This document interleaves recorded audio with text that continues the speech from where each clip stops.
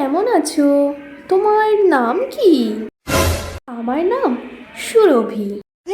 ও, সুরভি কি? সুরভি জ্যোতি। ও, জ্যোতি বংশের আলু। আর আমি হলাম চায়না, চায়না চন্দ্রমুখী।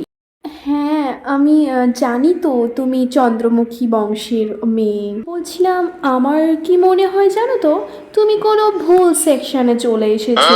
এটা ওই সস্তা সেকশনের জায়গাটা নয়, বুঝলে? আমি নিজে থেকে তো চলতে পারি না। আমার ওই ভদ্রলোক আমাকে এখানে নামিয়ে রেখে দিয়েছে। কত অ্যাটিটিউড তোমার! হ্যাঁ, সস্তার জাতের আলু। আলু নামে না কলঙ্ক তোমরা, বুঝলে?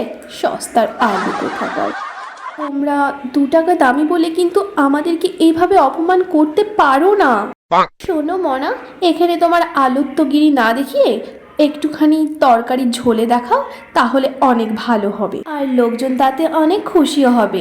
সেদ্ধ হতে তো হাফ বেলারও বেশি সময় লেগে যায়। তুমি কিন্তু আমাকে আলু লজ্জিত করছো। ই বাবা, তোমাদের মতো সস্তা আলুকে সস্তা বলবো না তো কি বলবো? কি জ্বালা বাপু, তোমাদের মতো এই সস্তা আলুকে না পোকা হয়ে মরে যাওয়া ভালো। এখান থেকে পুরো তোমরা ডাস্টবিনে যাবে। ওই কাতলা মাছের ঝোলের আলু হওয়ার স্বপ্ন পুরোই ঘুচে যাবে। আর আমি কি শুনেছি জানো, তোমার বাবা নগেন্দ্রনাথ চন্দ্রমুখীও নাকি এই রকম পোকা লেগেই মারা গিয়েছিল। কত বড় সাহস তো! তুই জ্যোতি জাতের আলু হয়ে চন্দ্রমুখী বংশের আলু নিয়ে এত বড় কথা বলছিস তুই?